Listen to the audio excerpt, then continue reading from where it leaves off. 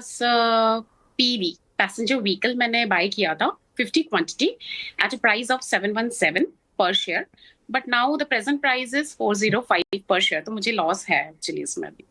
तो what should I do? ये friends के कहने पे लिया था नेहा? ये फ्रेंड्स ने सजेस्ट करा था टाटा मोटर्स खरीदो? जी, मैं रखे रहूं या बाय करूं? और फ्रेंड्स क्या कह रहे हैं जिन्होंने सजेस्ट किया था? नहीं, ये वाला जो डील है वो मैंने खुद से लिया था आफ्टर कोविड में ही, बस मैंने सजेशन लिया था क्योंकि मैं फर्स्ट टाइम यूज कर रही थी।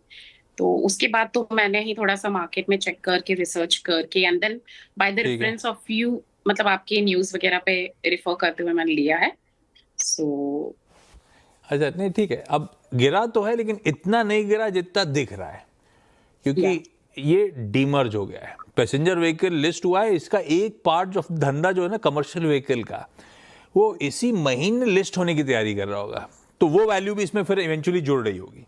हाँ, ये बात है टाटा मोटर्स अपने आप में कूल ऑफ हुआ है, अगर दोनों को जोड़ लूं तो भी, लेकिन फिर भी इतना जितनी दिक्कत दिख रही उतनी है नहीं।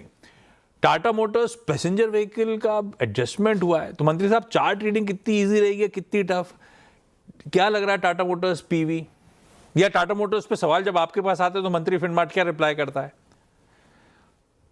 आशीष जी, वैसे एक व्यू है हमारा लॉन्ग टर्म में टाटा मोटर्स में होल्ड और ऐड करने की ही सलाह है टेक्निकली भी।